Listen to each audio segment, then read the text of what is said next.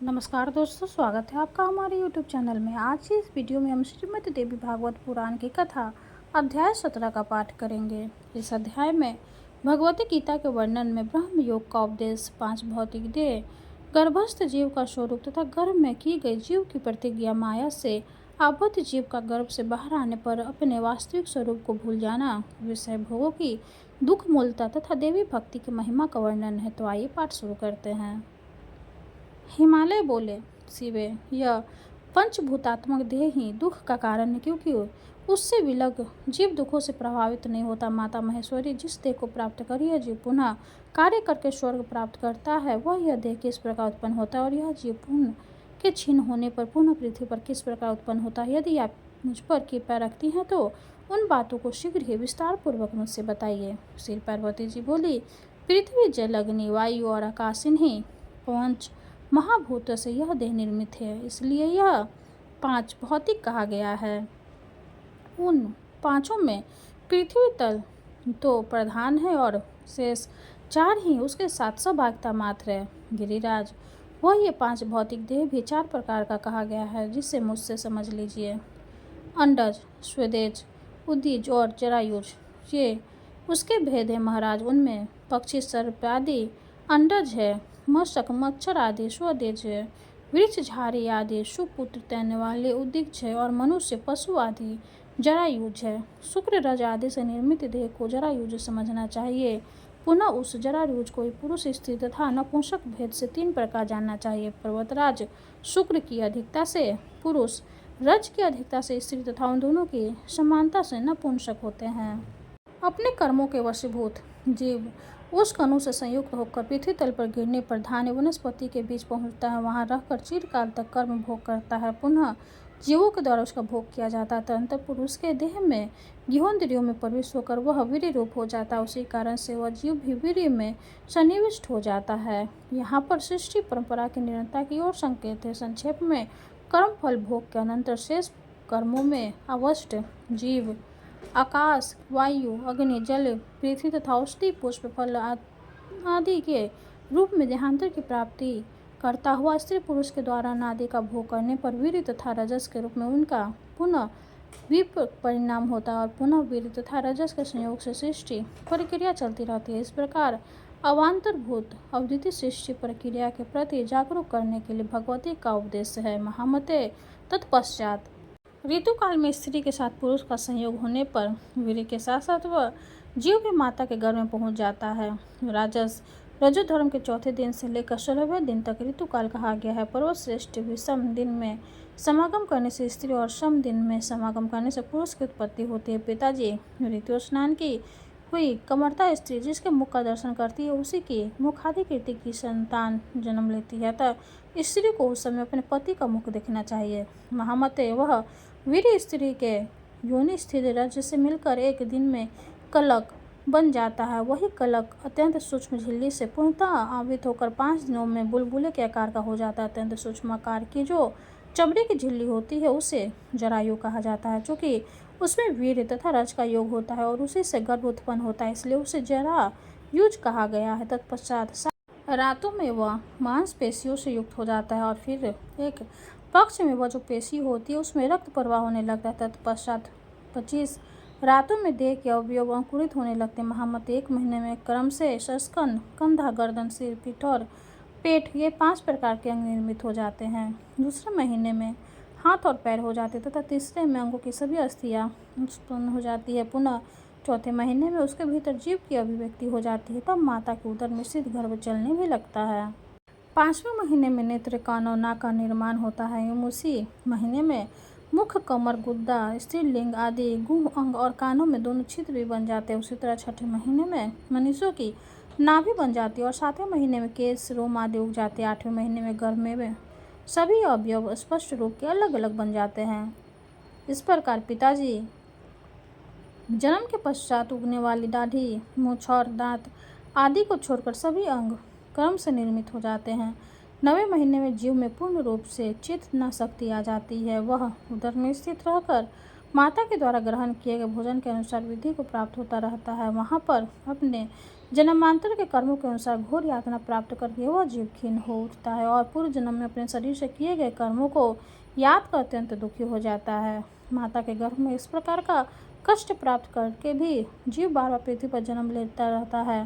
गर्भावस्था में वो जीव मन में यह सब सोचकर स्वयं से यह बात करता है, मैंने अन्यायपूर्वक धन कमाया और उससे अपने कुटुंब का भरण पोषण किया, किंतु दुर्गति का नाश करने वाली भगवती दुर्गा की आराधना नहीं की। अब यदि गर्भ के दुख से मुझे छुटकारा मिल जाए तो मैं पुनः महेश्वरी दुर्गा को छोड़कर विष्णु का सेवा नहीं करूंगा और सर्वदा समाहित चित्त होकर भक्तिपूर्वक उनका ही पूजन करूंगा। पुत्र स्त्री आदि के मोह के वशीभूत होकर तथा संसारिकता में अपने मन को आसक्त करके मैंने व्यर्थ में ही अपने अनेक बार अपना अहित कर डाला। इस समय उसी के परिणाम स्वरूप मैं ही असहनीय गर्भ दुख भोग रहा हूँ। अब मैं पुनः संसार के विषयों का सेवन नहीं करूँगा। इस प्रकार अपने कर्मानुसार अनेक प्रकार के दुखों का अनुभव करके वह जीव अपने अंगों में मेदा तथा रक्त लपेटे हुए और झिल्ली साबित होकर प्रसव वायु के वशीभूत योनि में स्थित यंत्र से पीसा जाता हुआ सा उसी प्रकार योनि मार्ग से बाहर निकलता है, जैसे पात के जीव नरक से निकलता है। तदंतर वह जीव मेरी माया से मोहित होकर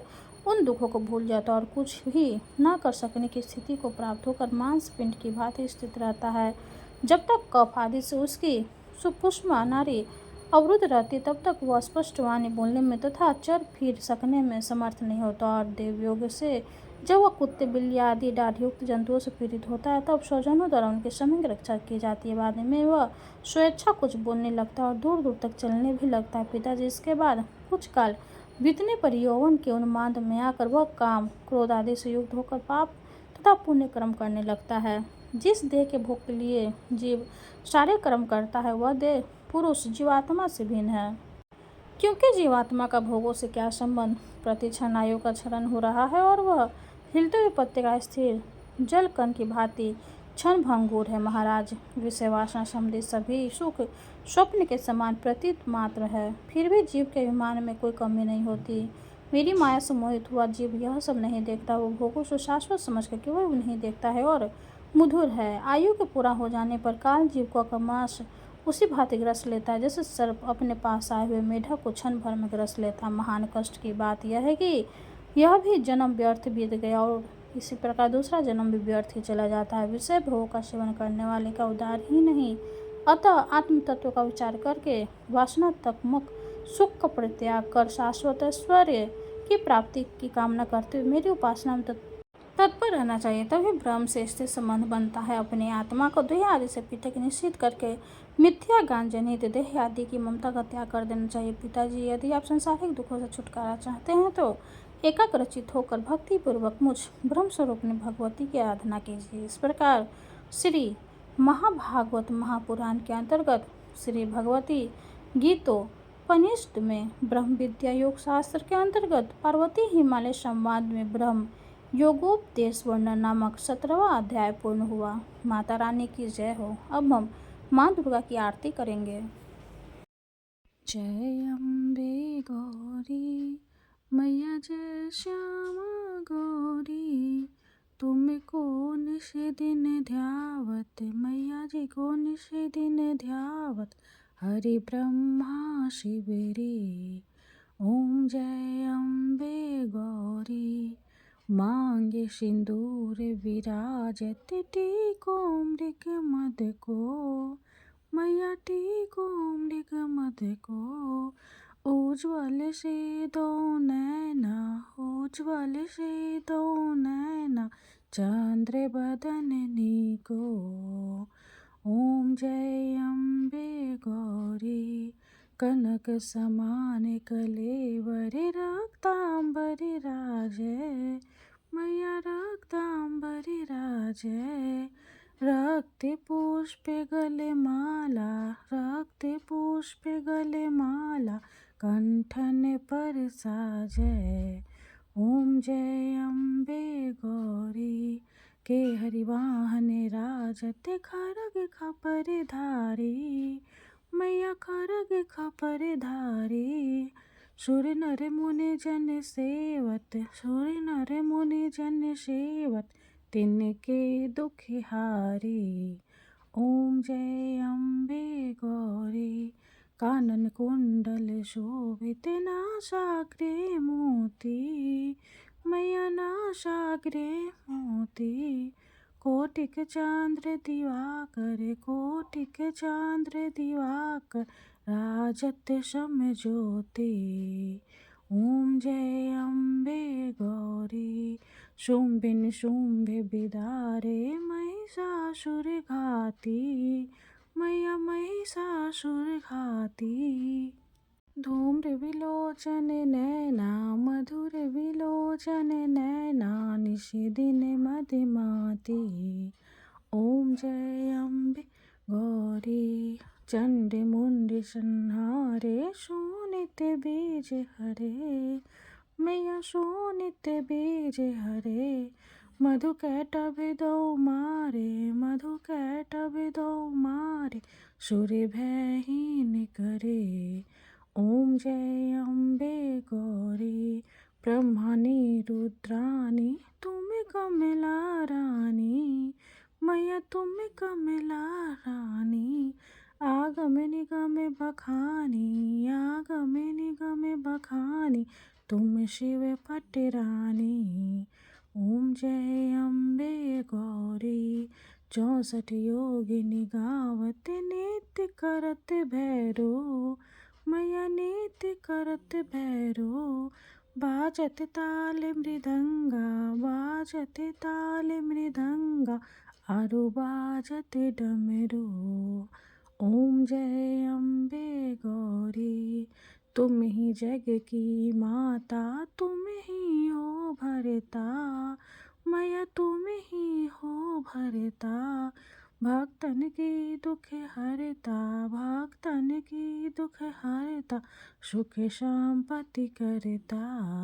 ओम जय अम्बे गौरी, भुजाचार्य अति शोभित, वर मुद्राधारी, मैया वर मुद्राधारी। मन वांछित फल पावत, मन वांछित फल पावत, सेवत नर नारी। ओम जय अम्बे गौरी, कंचन थाल विराजत, अगर कपूर बाती, मैया अगर कपूर बाती। श्रीमाल के तुम राजत, श्रीमाल के तुम राजत, कोटि रतन ज्योति। ओम जय अम्बे गौरी, श्री अम्बे जी की आरती, जो कोई नर गावे, मैया जो कोई नर गावे। कहत शिवानंद स्वामी, भजत शिवानंद स्वामी, सुख संपत्ति पावे। ओम जय अम्बे गौरी। माता रानी की जय हो। वीडियो अगर अच्छी लगे तो लाइक कर दे, चैनल को सब्सक्राइब कर दे। धन्यवाद।